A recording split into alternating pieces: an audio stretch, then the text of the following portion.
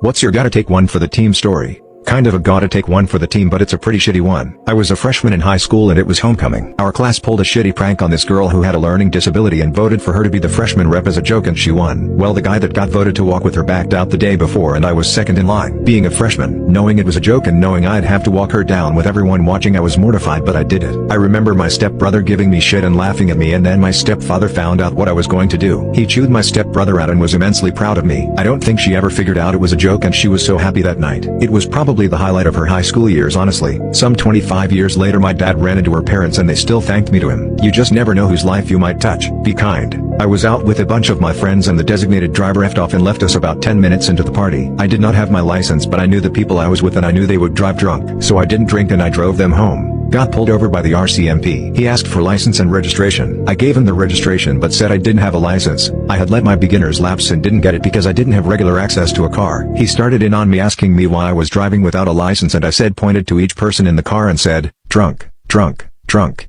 drunk, and I didn't drink. He gave me back the registration and said carry on. Friend of mine got in a late night fight at a bar and was sent to the closest police station. Everyone left and I was left with him. Rode the police car with him and called our lawyer and helped through all the legal procedures to pay bail and get him out. Still had to get to work by 8 a.m.